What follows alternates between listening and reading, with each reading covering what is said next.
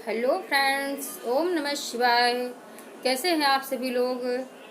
और सावन चल रहे हैं, आप सभी लोग भगवान की पूजा पाठ में भी लगे रहते हैं और समय भी आप लोगों को कम मिलता है। कहीं ना कहीं आप सावन लगने की वजह से घूमने निकल जाते हैं।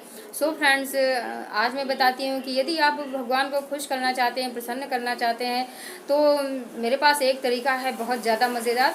सो फ्रेंड्स, मैं बताती हूँ कि आप किस तरीके से भगवान को प्रसन्न कर सकते हैं।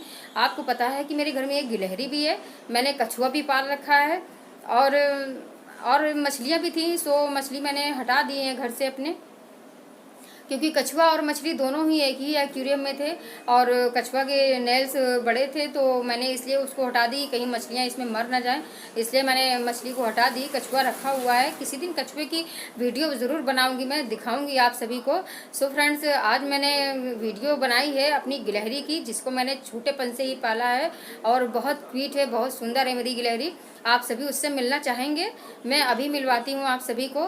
यदि आप भगवान की सेवा करना चाहते हैं तो आप इसी रूप में भी भगवान को प्रसन्न कर सकते हैं, क्योंकि कहते हैं ना कि हर जीव में और कण कण में भगवान का वास होता है। सो फ्रेंड्स, आप भी जीव जंतुओं की सेवा कीजिए और भगवान को प्रसन्न कीजिए।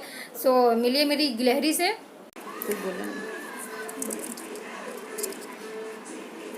ये देखिए फ्रेंड्स, ये मेरी गिलहरी है, ये गिलहरी का बच्चा है और इसको मैंने एक हॉकिंस कुकर के डिब्बे में रखा हुआ है। फ्रेंड्स, ये काफ़ी छोटा था, जब इसकी आंखें भी नहीं खुली थी तब मैं इसको लेकर आई हुई थी। वो मेरे यहाँ छत पे टहल रहा था और मैं इसको उठा लाई थी, इसको दूध वगैरह दे रही थी और आटा घोल के देती हूँ।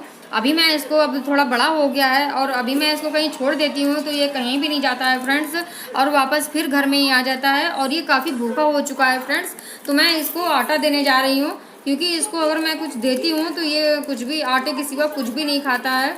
क्योंकि मैंने देखा है अपनी छतों पे कि अगर दाना वगैरह मैं डाल देती हूँ तो गिलहरी आके दाने वगैरह खा लेती है चावल के, पर मैंने इसको जब चावल दिया तो इसने कुछ भी नहीं खाया और इसी वजह से फ्रेंड्स ये एक दिन पूरी रात भूखा भी था और मैंने इसको खाने को नहीं दिया चावल के चक्कर में कि चलो चावल मैंने दे दिया इसको और ये चावल खा लेगा आराम से।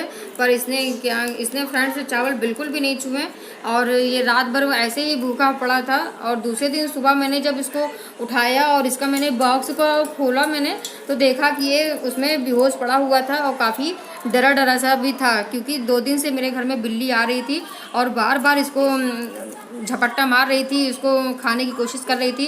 पर ऐन मौके पे मेरी रात में आँख खुल जाती थी और मैं इसको बचा लेती थी, बिल्ली को भगा के। इस तरीके से मैं इसकी रक्षा भी कर पाती थी, क्योंकि छोटेपन से ही मैंने इसकी काफ़ी केयर करी है, इसलिए मैं इसको बहुत ध्यान रखती हूँ।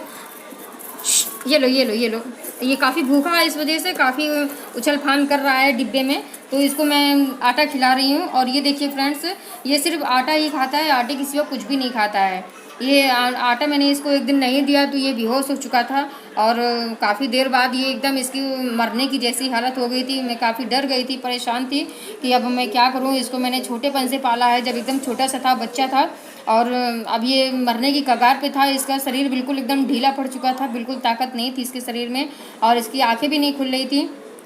मैं काफ़ी परेशान हो गई थी, फिर मैंने इसको जल्दी से पानी पिलाया और पानी भी नहीं पी रहा था, क्योंकि इसका मुंह नहीं खुल रहा था, कुछ ना खाने की वजह से मुंह नहीं खुल रहा था, तो इसने पानी नहीं पिया। पर मैं अपने इस चम्मच को इसके मुंह में ही लगाए हुई थी, पर जैसे ही इसके नाक में पानी गया और ये एकदम से इसने झटका मारा कस के, फिर मैंने जल्दी से इसको पानी दिया, इसने पानी हल्का सा पिया और उसके बाद फिर इसको मैंने आटा खिलाया। आटा भी नहीं खा रहा था, मैं बहुत डर रही थी एकदम, मैं रुआसी सी हो गई थी कि क्या करूं, इसको कैसे बचाऊं मैं।